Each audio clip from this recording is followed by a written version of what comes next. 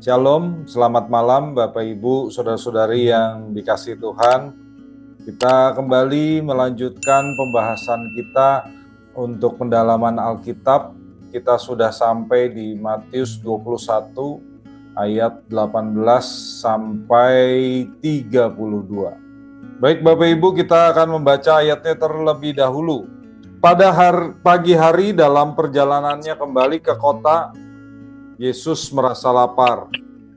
Di pinggir jalan, ia melihat pohon ara lalu pergi ke situ, tetapi ia tidak menemukan apa-apa pada pohon itu selain daun-daun saja. Katanya kepada pohon itu, engkau tidak akan berbuah lagi selama-lamanya. Seketika itu juga keringlah pohon ara itu. Melihat kejadian itu tercenganglah murid-muridnya lalu berkata, bagaimana mungkin pohon ara itu sekonyong-konyong menjadi kering? Yesus menjawab mereka, sesungguhnya aku berkata kepadamu, jika kamu percaya dan tidak bimbang, kamu bukan saja dapat berbuat apa yang kuperbuat dengan pohon ara itu, tetapi juga jikalau kamu berkata kepada gunung ini, terangkat dan terbuanglah ke dalam laut, hal itu akan terjadi. Ayat 22, jika kamu percaya, apa saja yang kamu minta dalam doa, kamu akan menerimanya. Yesus masuk ke bait Allah dan ketika ia mengajar di situ, datanglah imam-imam, kepala serta tua-tua bangsa Yahudi kepadanya dan bertanya, dengan kuasa manakah engkau melakukan hal-hal itu? Siapakah yang memberikan kuasa itu kepadamu? Jawab Yesus kepada mereka, aku juga akan mengajukan satu pertanyaan kepadamu, dan jikalau kamu memberi jawabnya kepadaku, aku akan mengatakan juga kepadamu, dengan kuasa manakah aku melakukan hal-hal itu. Ayat 25, dari manakah baptisan Yohanes? Dari surga atau dari manusia? Mereka membahasnya di antara mereka dan berkata, jikalau kita katakan dari surga, ia akan berkata kepada kita, kalau begitu mengapa kamu tidak percaya kepadanya? Namun jikalau kita katakan dari manusia, kita takut kepada orang banyak, sebab semua orang menganggap Yohanes ini nabi. Lalu mereka menjawab Yesus, kami tidak tahu. Yesus pun berkata kepada mereka, jika demikian, aku juga tidak mengatakan kepadamu dengan kuasa manakah aku melakukan hal-hal itu. Apakah pendapatmu tentang ini? Seseorang mempunyai dua anak laki-laki. Ia pergi kepada anak yang satu dan berkata, anakku, pergi dan bekerjalah hari ini dalam kebun anggur. Jawab anak itu, aku tidak mau. Namun kemudian ia menyesal dan pergi. Lalu orang itu pergi kepada anak yang lain dan mengatakan hal yang sama. Anak itu menjawab, baik Bapak, namun ia tidak pergi. Siapakah di antara keduanya yang melakukan kehendak ayahnya? Jawab mereka, yang pertama. Kata Yesus kepada mereka, sesungguhnya aku berkata kepadamu, pemungut-pemungut cukai dan pelacur-pelacur mendahului kamu masuk ke dalam kerajaan Allah. Sebab Yohanes datang untuk menunjukkan jalan kebenaran kepadamu dan kamu tidak percaya kepadanya. Namun pemungut-pemungut cukai dan pelacur-pelacur percaya kepadanya. Kamu melihatnya, tetapi kemudian kamu tidak menyesal dan kamu tidak juga percaya kepadanya. Bapak, Ibu, saudara-saudariku yang dikasihi Tuhan, kita sampai di hari Senin suci ya. Jadi setelah Tuhan Yesus memasuki Yerusalem di hari Minggu Palem, ini satu hari sesudahnya. Tanggalnya adalah 3 April tahun 30. Kisah Yesus mengutuk pohon ara di Matius ini dikompres oleh Matius jadi satu dengan tujuan topikal. Sementara kalau Bapak Ibu baca di Markus, ya Markus menyampaikan secara kronologis bahwa pohon ara itu baru menjadi kering di keesokan harinya. Jadi enggak di hari yang sama. Nah, di ayat 18 tadi, coba kita lihat ya. Pada pagi hari dalam perjalanannya kembali ke kota, jadi ini sesudah Yesus bermalam di Betania di rumah Lazarus, Yesus kembali ke Yerusalem. Yesus merasa lapar. Kita melihat bahwa Tuhan Yesus adalah manusia seperti kita dan karenanya dia juga merasa lapar. Ayat 19, di pinggir jalan ia melihat pohon ara lalu pergi ke situ. Nah, di sini kemungkinan Tuhan Yesus kembali melewati Betfage ya. Betfage ini kalau dalam bahasa Aram Betpagi yang berarti rumah ara muda. Nah, melihat ada pohon ara di tempat yang namanya rumah ara muda di kaki Bukit Zaitun, tentu Tuhan Yesus mengharapkan melihat adanya buah pohon ara muda yang manis. Tapi ternyata dia tidak menemukan apa-apa. Kita lihat ya, kita lanjutkan di ayat 19. Tetapi ia tidak menemukan apa-apa pada pohon itu selain daun-daun saja. Katanya kepada pohon itu, engkau tidak akan berbuah lagi selama-lamanya. Seketika itu juga keringlah pohon ara itu. Nah, Bapak Ibu Saudara-saudari, karena tidak menemukan buah sama sekali selain daun-daun saja, maka Yesus mengutuk pohon ara itu. Nah, sebetulnya kalau kita lihat pohon ara ini adalah lambang bangsa Israel. Jadi bukan sekedar pohon ara, pohon biasa, bukan. Kalau kita baca di Perjanjian Lama, misalnya di Hosea 9 ayat 10, dikatakan begini, seperti buah anggur di padang gurun, Israel kutemukan dahulu, Israel ya. Seperti buah sulung, hasil pertama pohon ara, aku melihat nenek moyangmu. Nah, jadi buah hasil pertama pohon ara menggambarkan Israel.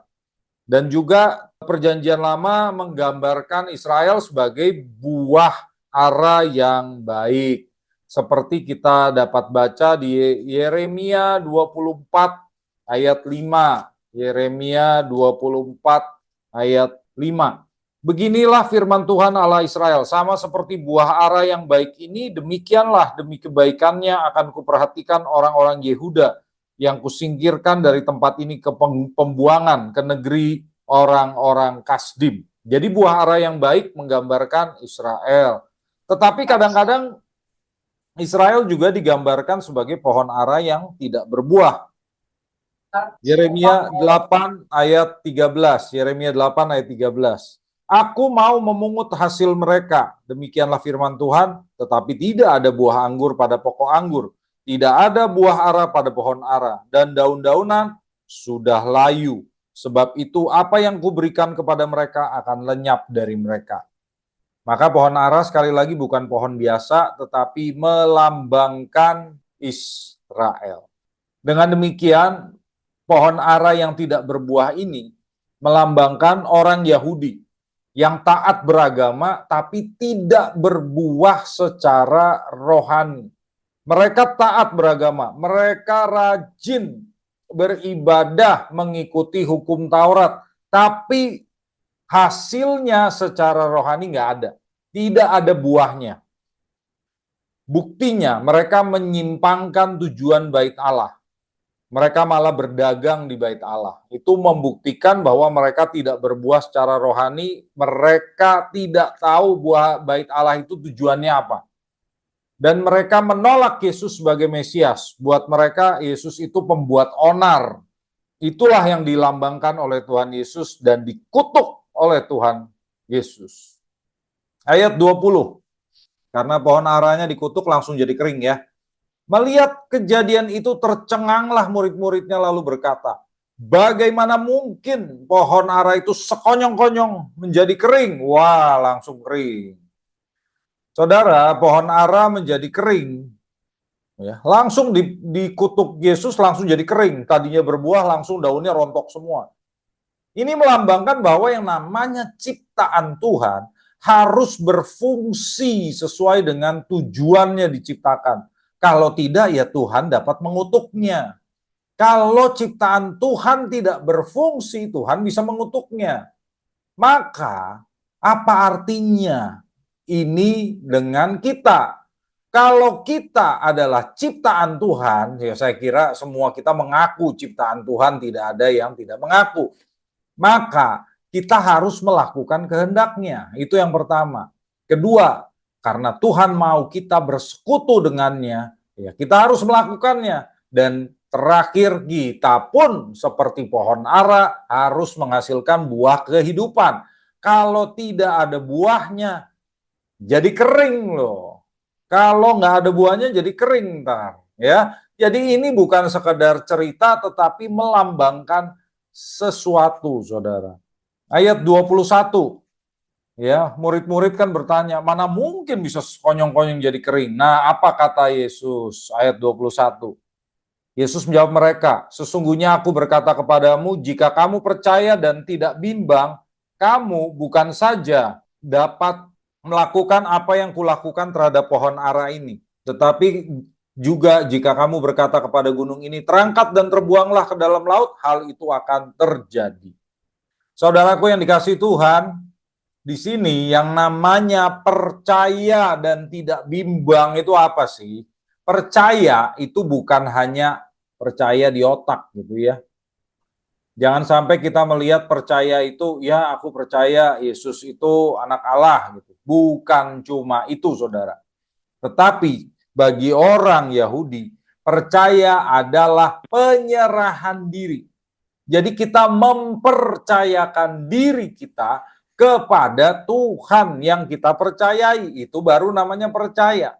Kita percaya kepada Tuhan berarti kita percaya bahwa Tuhan punya kuasa untuk melakukan hal-hal ajaib, saudara. Dan itu tanpa kebimbangan sama sekali. Baru kita melihat hal-hal ajaib itu. Dan kalau kita lihat, Tuhan mengatakan kalau kamu berkata kepada gunung ini terangkat dan terbuanglah ke laut, itu akan terjadi. Itu bahasa hiperbola. Kenyataannya juga Tuhan Yesus tidak pernah memindahkan gunung secara nyata. Dan yang dimaksud dengan gunung itu pada saat itu adalah Bukit Zaitun. Tuhan Yesus juga tidak pernah melemparkan Bukit Zaitun ke laut. Lokasi Bukit Zaitun dari laut itu jauh, saudara. Jadi itu mempersulit lagi gitu ya sesuatu itu terjadi. Karena lokasinya jauh, bukan cuma sekedar 20 meter begitu ya, tapi jauh, ini berkilo-kilometer. Maka maksudnya adalah sesuatu yang besar, ajaib, dan ini mukjizat yang bisa kita lihat kalau kita percaya kepada Tuhan dan tidak bimbang. Percayanya sekali lagi mempercayakan diri, penyerahan diri.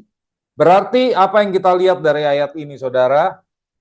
Pertama, sesuatu yang besar itu terjadi bukan soal besar kecilnya iman gitu ya. Jadi hanya orang-orang yang imannya besar yang bisa melihat hal-hal ajaib. Bukan. Sebelumnya kan Tuhan Yesus pernah berkata, kalau kamu punya iman sebesar biji sesawi saja, kamu juga bisa memindahkan gunung. Ya, jadi bukan soal besar kecilnya, melainkan ada atau tidak. Iman itu ada atau tidak. Iman itu efektif atau tidak. Bukan soal besar kecilnya, saudara. Jadi orang yang beriman itu orang yang punya keyakinan bahwa Allah dapat melaksanakan kehendaknya sesuai dengan rencananya. Kalau itu kehendak Allah, itu pasti terjadi. Nah, itu namanya iman yang efektif, bukan cuma imannya besar, bukan, ya. Dan yang kedua, kita harus paham bahwa kuasa tetap di tangan Allah, bukan di tangan orang yang berdoa. Kalau Tuhan Yesus mengatakan, kamu bisa memindahkan gunung ini, Bukit Zaitun, berarti sesuatu yang lebih besar daripada membuat pohon ara kering itu bisa terjadi. Para murid bisa melakukan hal-hal besar dalam memenangkan dunia tentunya, dengan kuasa yang sudah diberikan oleh Yesus. Lebih besar daripada sekedar membuat pohon ara kering. Ya, itu bahasa hiperbola, saudara. Dan di ayat 22 kita lihat. Jika kamu percaya apa saja yang kamu minta dalam doa, kamu akan menerimanya. Nah, kalau di sini kita udah melihat bahwa Tuhan Yesus berkata, mintalah dalam doa. Minta dalam doa dengan penuh kepercayaan, artinya dengan beriman. Ya, beriman itu apa, saudara? Pertama, Iman itu menyerahkan diri, bukan cuma percaya di otak. Menyerahkan diri kepada maksud dan tujuan Allah bagi kita di dunia ini, itu pertama. Kedua, percaya penuh bahwa Allah akan melakukan yang terbaik dengan kuasanya. Maka yang terbaik itu belum tentu sesuai dengan apa yang kita sampaikan dalam doa. Ya, kita berdoa karena kita punya pemahaman yang terbatas seperti itu. Tapi kalau kita berdoa dengan iman, berarti kita percaya penuh bahwa nanti yang dikabulkan, yang dilakukan oleh Tuhan, belum tentu yang apa permintaan kita, tetapi yang terbaik menurut Tuhan, sesuai dengan kehendak dan kuasanya.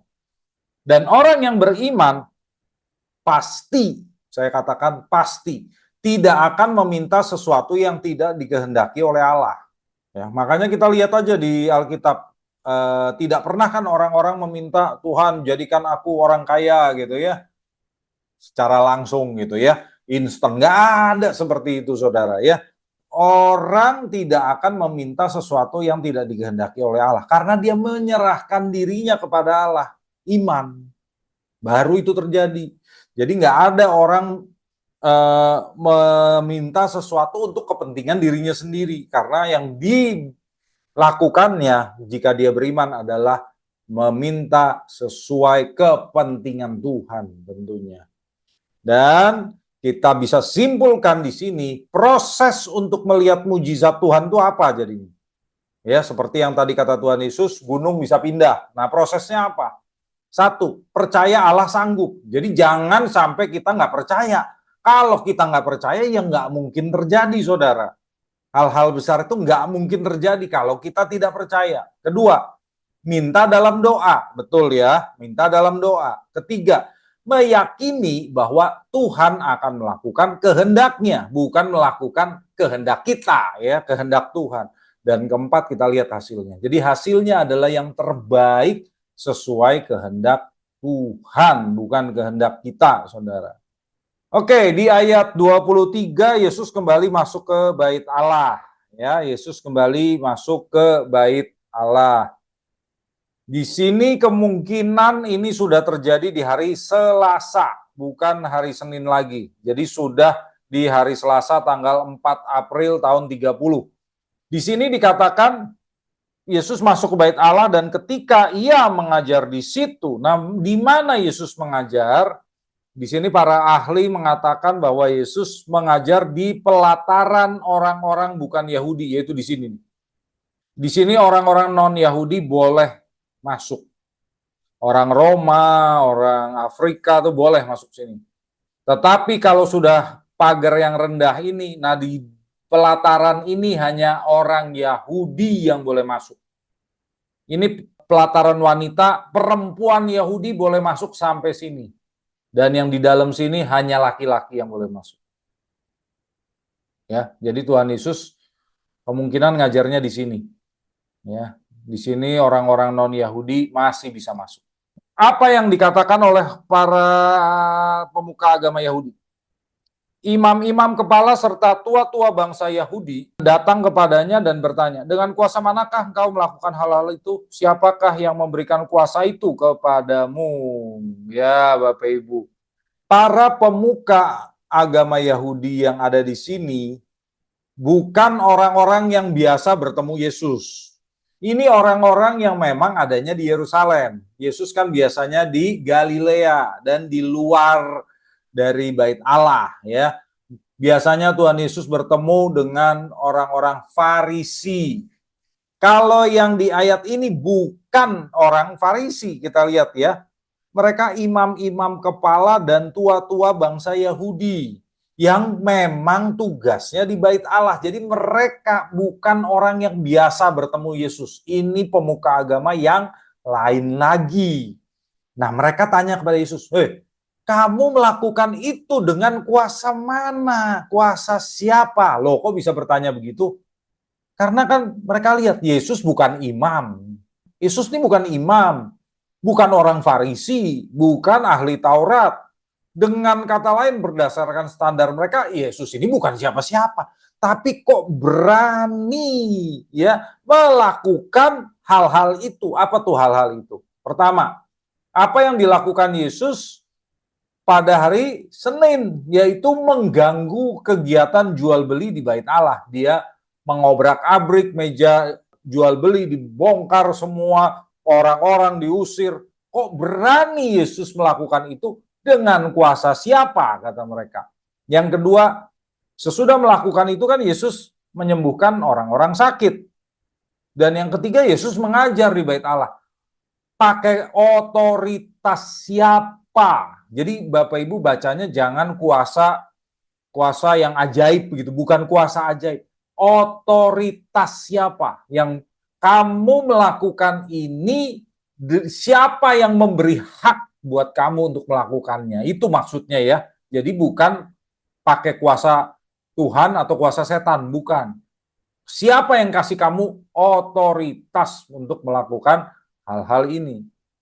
Lalu menarik banget ya, di ayat 24, Yesus malah menjawab begini, aku juga akan mengajukan satu pertanyaan kepadamu, dan jikalau kamu memberi jawabnya kepadaku, aku akan mengatakan juga kepadamu, dengan kuasa manakah aku melakukan hal-hal itu. Agak menarik nih.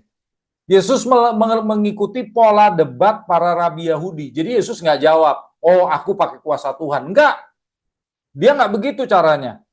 Kalau orang Yahudi biasanya akan menjawab pertanyaan dengan pertanyaan balasan. Dia tanya lagi. Lalu orang yang bertanya akan mengaku, oh iya benar ya, gitu ya. Baru kemudian si rabi akan memberikan kesimpulan. Jadi prosesnya begini. Maka pertanyaan yang mau dijawab Yesus adalah dengan kuasa manakah?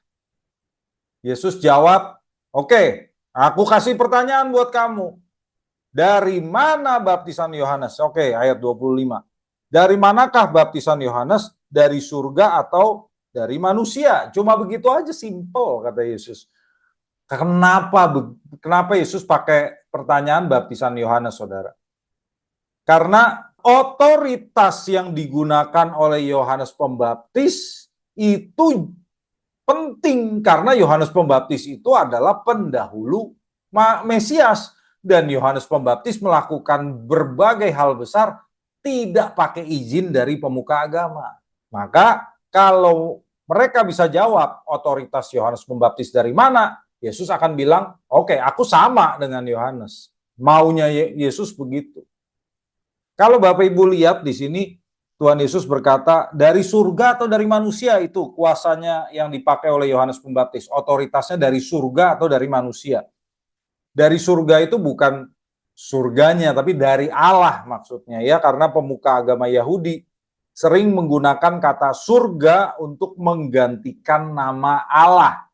Karena mereka mau buat pagar di sekeliling Taurat agar tidak melanggar perintah jangan menyebut nama Tuhan dengan tidak hormat. Jadi mereka menyebutnya surga. Jadi Tuhan Yesus sebenarnya bertanya, otoritas Yohanes Pembaptis itu dari Allah atau dari manusia? Sebetulnya begitu ya. Tuhan Yesus tanya, dari mana baptisan Yohanes? Mereka langsung membahasnya di antara mereka semua ya, si pemuka agama itu, dan berkata, jikalau kita katakan dari surga, ia akan berkata kepada kita, loh, kalau begitu mengapa kamu tidak percaya kepadanya? Aduh, dilema ya. Ayat 26.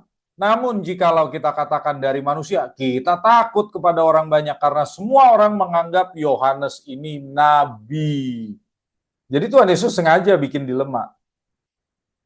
Kalau orang pemuka-pemuka agama itu mengatakan baptisan Yohanes itu dari Allah, itu jadi pengesahan atas tindakan Yesus. Karena jelas kok, Yohanes menunjuk Yesus sebagai Mesias di pasal 3, Matius 3, 11-17.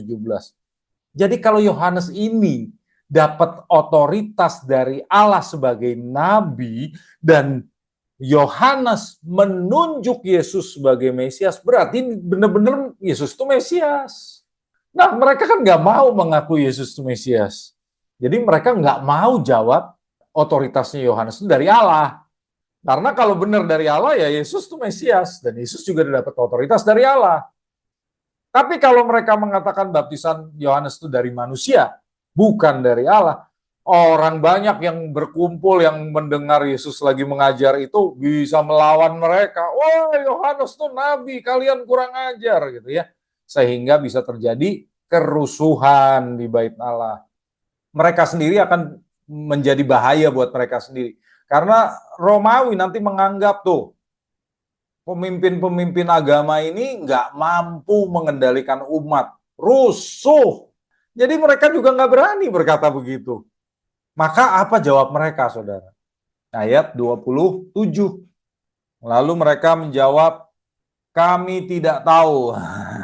Kami tidak tahu. Mereka menolak pertanyaan Yesus. Berarti mereka udah mengeraskan hati nih terhadap penyataan ilahi yang dibawa oleh Yohanes dan Yesus. Mereka pura-pura bodoh. Ya udah, maka kesimpulan Yesus, jika demikian aku juga tidak akan mengatakan kepadamu dengan kuasa manakah aku melakukan hal-hal itu. Ya, karena pertanyaannya nggak dijawab, mereka nggak jujur, mereka tidak tulus, mereka berusaha menjatuhkan Yesus. Kesimpulan Yesus, pertanyaan ini tidak perlu dijawab. Oke, jadi kita lihat polanya ya. Yesus pakai pola para rabi Yahudi kok sama aja gitu ya. Cuma akhirnya kesimpulannya nggak usah dijawab, mereka nggak jujur pertanyaannya ya. Ayat 28. Ini sudah cerita yang berbeda ya, Bapak Ibu. Sudah masuk ke perikop yang berbeda. Yesus masih mengajar di bait Allah, tapi dia menceritakan suatu perumpamaan ya, perumpamaan. Dan Bapak Ibu bisa perhatikan di sini ada hal yang penting. Ayat 28. Apakah pendapatmu tentang ini? Seseorang mempunyai dua anak laki-laki. Ia pergi kepada anak yang satu dan berkata, anakku, pergi dan bekerjalah hari ini di kebun anggur. Oke. Kebun anggur itu lambang Israel ya. Kita sudah belajar di Matius 20 ayat 1. Ayat 29. Jawab anak itu, aku tidak mau. Namun kemudian ia menyesal dan pergi. Nah, kalau Bapak Ibu masih pakai Alkitab terjemahan baru yang edisi 1, bukan edisi 2, maka Bapak Ibu akan lihat anak yang pertama akan menjawab, baik Bapak. Tapi dia tidak pergi. Baik Bapak. Tapi kalau yang tadi saya tulis, anak itu, aku tidak mau. Nah, yang mana yang benar? Coba Bapak Ibu boleh lihat deh. Mau di internet, mau di software ya. Bapak Ibu bisa lihat ayat 29, anak itu menjawab, baik Bapak, tapi nggak pergi. Kalau yang benar adalah anak yang pertama jawab, aku tidak mau, tapi kemudian dia pergi. Dan anak yang kedua, coba ayat 30. Orang itu pergi kepada anak yang lain dan mengatakan hal yang sama. Anak itu menjawab, baik Bapak, namun ia tidak pergi. Nah, kalau Bapak Ibu pakai Alkitab yang lama, terjemahan baru edisi 1, anak yang kedua menjawab, aku tidak mau. Jadi dibalik, saudara. Kok bisa begitu? Karena memang sebagian besar manuskrip perjanjian baru, ya, anak pertama itu mengatakan nggak mau, tapi akhirnya pergi. Itu TB2, bukan TB1 ya. Sekalipun ada manuskrip misalnya Codex Vaticanus yang mengatakan anak yang pertama mengatakan mau tapi akhirnya tidak pergi, itu TB1. Sementara anak yang kedua mengatakan mau pergi tapi akhirnya nggak pergi, seperti di TB2. Sementara beberapa manuskrip seperti Codex Vaticanus itu mengatakan tidak mau tapi akhirnya pergi. Ya, jadi terbalik, saudara. Terbalik. Ya, makanya saya sarankan Bapak Ibu mulai sekarang pakailah terjemahan baru edisi kedua ya. Karena lebih benar. Lebih benar ya. Lalu pertanyaan Yesus kepada pemuka agama Yahudi itu, ayat 31. Siapakah di antara keduanya yang melakukan kehendak ayahnya? Jawab mereka, yang pertama. Kata Yesus kepada mereka, sesungguhnya aku berkata kepadamu, pemungut-pemungut cukai dan pelacur-pelacur mendahului kamu masuk ke dalam kerajaan Allah. Sebab Yohanes datang untuk menunjukkan jalan kebenaran kepadamu dan kamu tidak percaya kepadanya. Namun pemungut-pemungut cukai dan pelacur-pelacur percaya kepadanya. kamu melihatnya, tetapi kemudian kamu tidak menyesal dan kamu tidak juga percaya kepadanya. Nah, di sini para pemuka agama yang tadi yang mengkonfrontasi Yesus menjawab pertanyaan Yesus dan jawabannya benar. Yang melakukan kehendak ayahnya adalah anak yang pertama, yang menjawab tidak mau tapi akhirnya pergi juga. Jawabannya sudah pasti. Kalau orang dengan nalar yang benar udah pasti jawab yang benar. Yesus kemudian mengartikan perumpamaan itu artinya apa. Anak pertama belum tentu anak sulung ya. Dalam bahasa aslinya anak pertama dan anak yang kedua atau anak yang lain. Jadi belum tentu yang sulung dan yang bungsu, bukan begitu. Tapi pertama. Anak yang pertama melambangkan orang-orang yang awalnya tidak menaati hukum Taurat. Jadi waktu hukum Taurat diberikan, mereka nggak mau. Mereka katakan, nggak mau aku lebih baik jadi pemungut cukai. Pemungut cukai duitnya banyak. Demi mencari uang, pemungut cukai rela untuk mengkhianati bangsanya sendiri.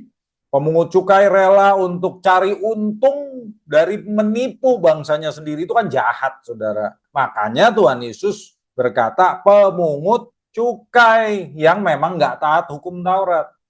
Lalu pelacur-pelacur juga tidak taat hukum Taurat. Jelas. Karena melacurkan diri jelas bertentangan dengan perintah Allah. Tapi ketika Yohanes datang, coba tadi kita lihat. Yohanes datang menunjukkan jalan kebenaran.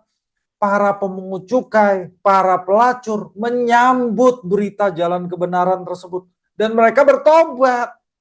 Jadi mereka melakukan kehendak Allah. Awalnya mereka berkata, aku nggak mau ikut hukum Taurat. Tetapi waktu Yohanes datang mereka sadar, mereka bertobat, saudara.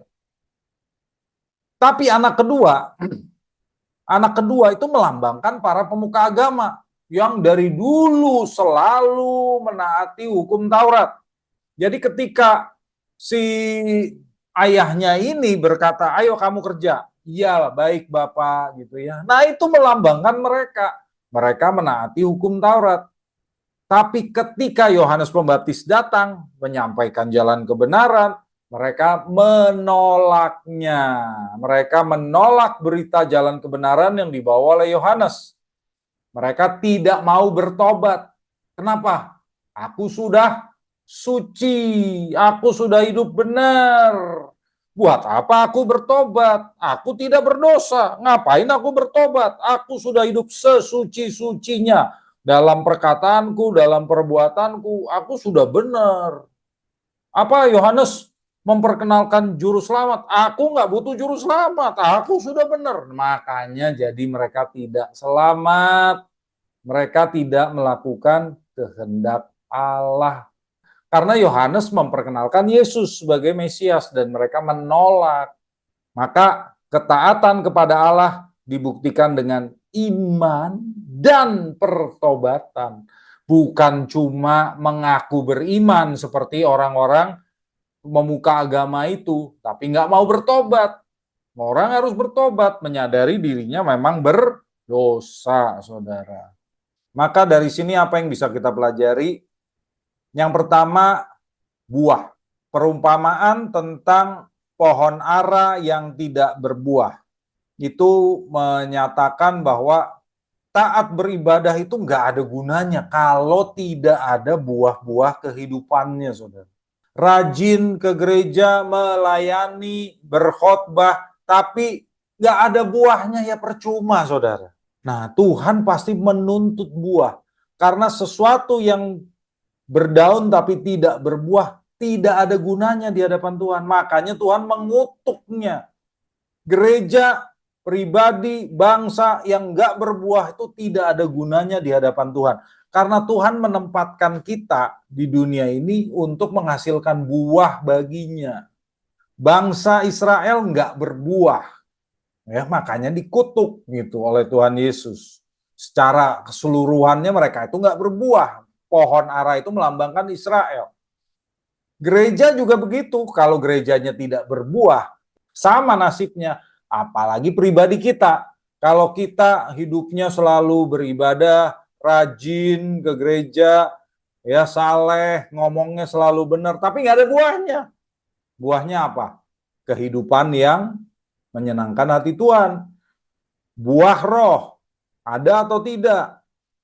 Jiwa-jiwa yang kita bawa kepada Tuhan, ada atau tidak? Jangan sampai kita malah seperti pemuka-pemuka agama itu yang bukannya membawa jiwa kepada Tuhan, malah menghalangi jiwa-jiwa datang kepada Tuhan.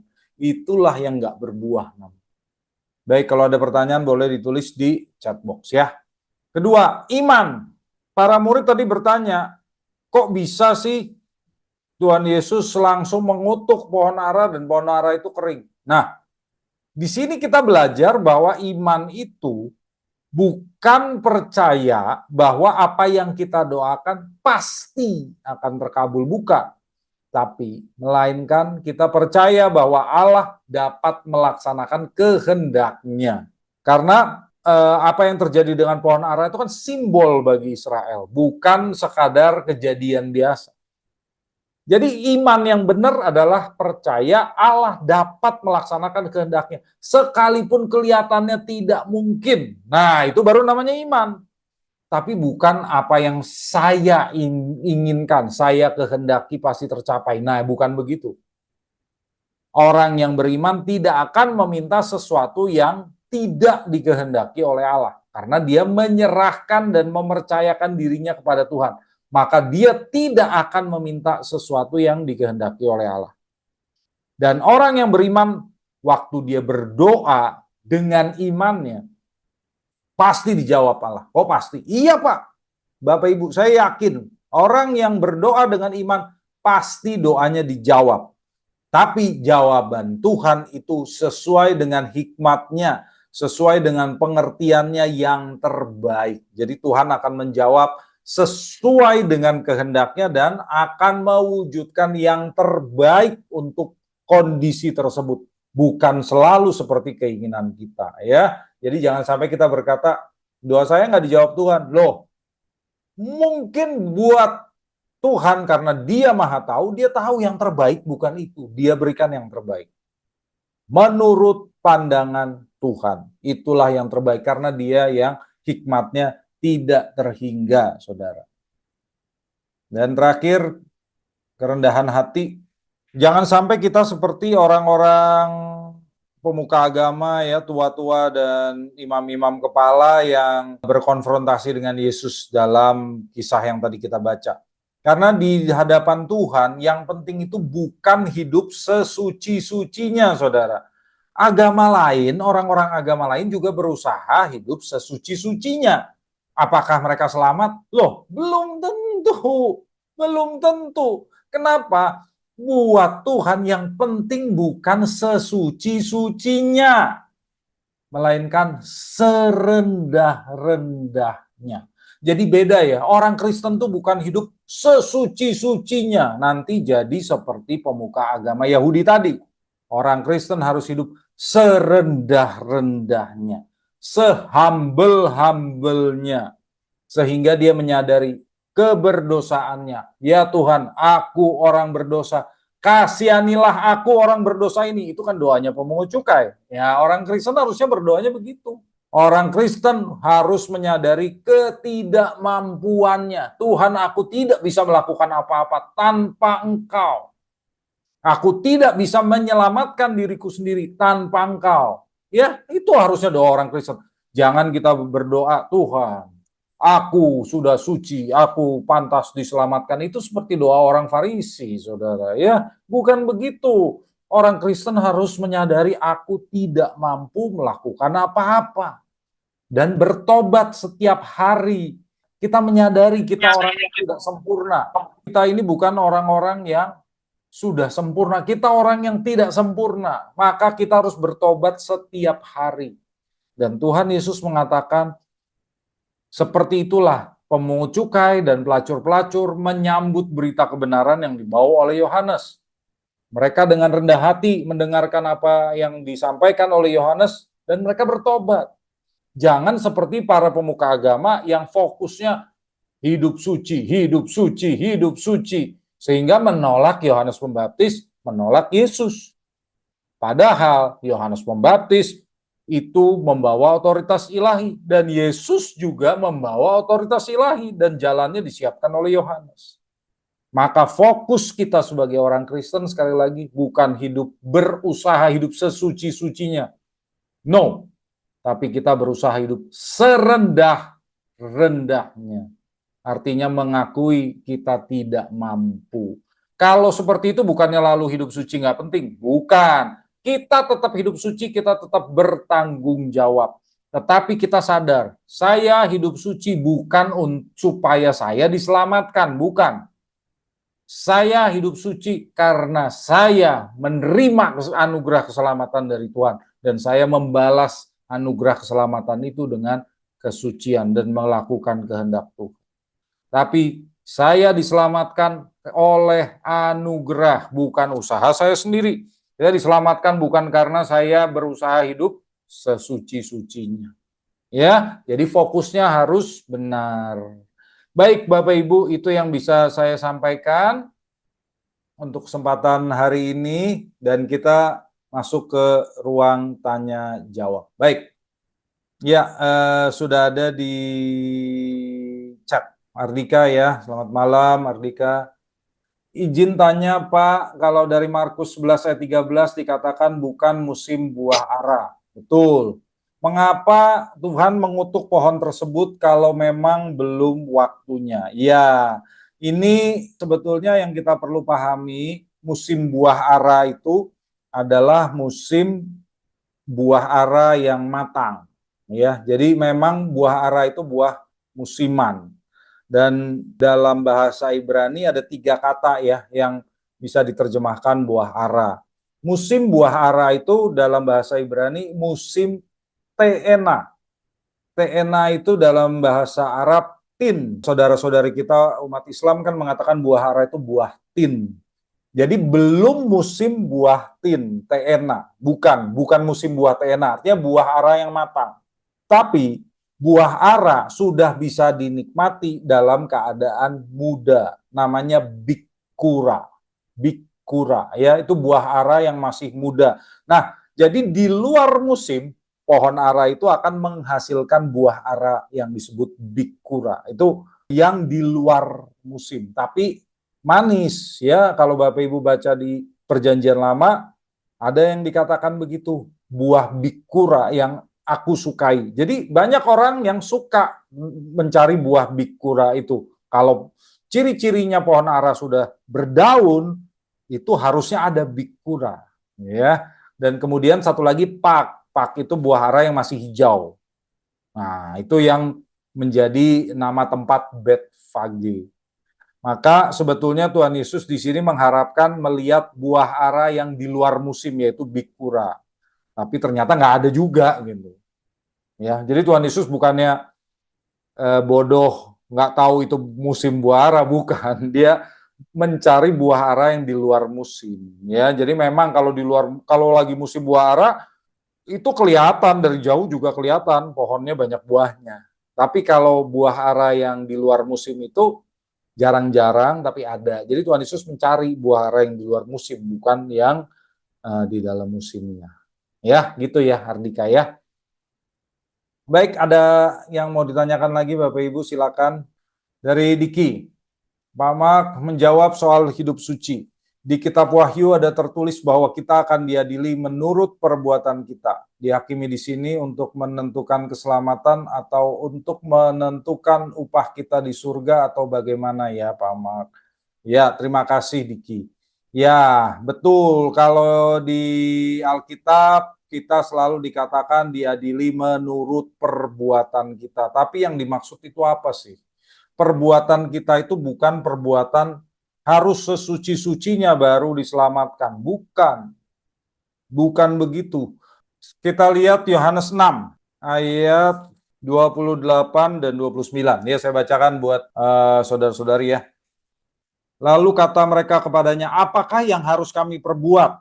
Oke. supaya kami mengerjakan pekerjaan-pekerjaan yang dikehendaki Allah. Oke, kita dihakimi menurut perbuatan, menurut apa yang kita kerjakan, menurut pekerjaan kita. Lihat ayat 29.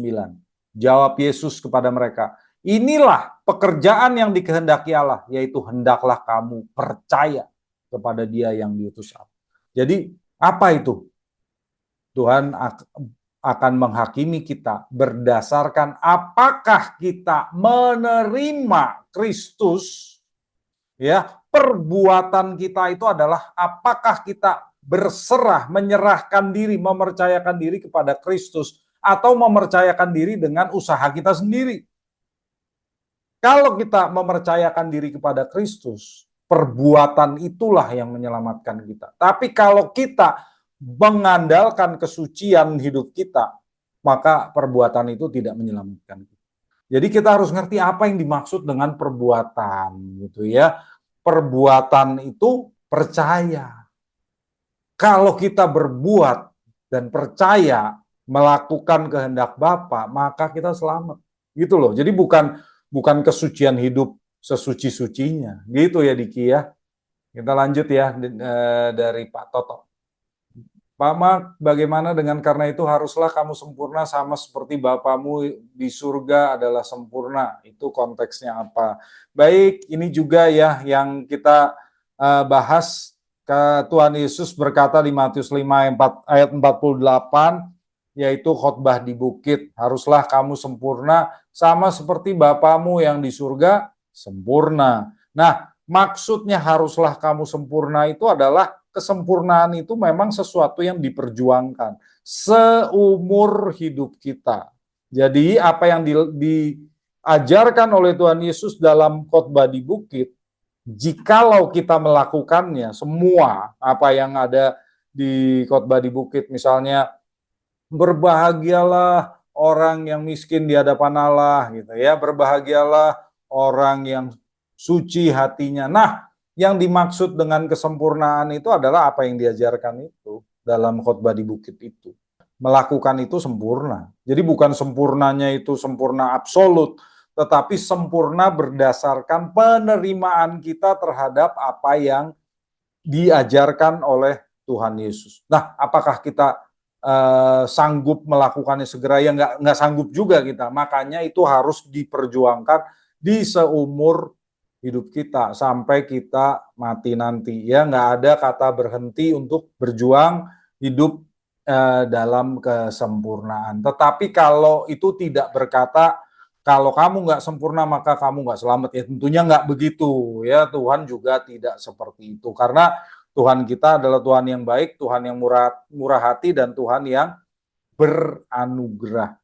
Maka kalau kita meleset, kan kalau kita mengaku dosa kita, Tuhan itu setia dan adil sehingga Dia akan mengampuni dosa kita dan menyucikan kita dari segala kejahatan. Maka yang penting adalah kita berserah kepada anugerahnya. Kalau kita menyadari kita berdosa, kita bertobat, kita minta ampun, dan Tuhan pasti akan mengampuni gitu ya. Jadi jangan sampai kita berdosa lalu kita stres, waduh ampun Tuhan, aku sudah gagal ya, lalu kita stres terus.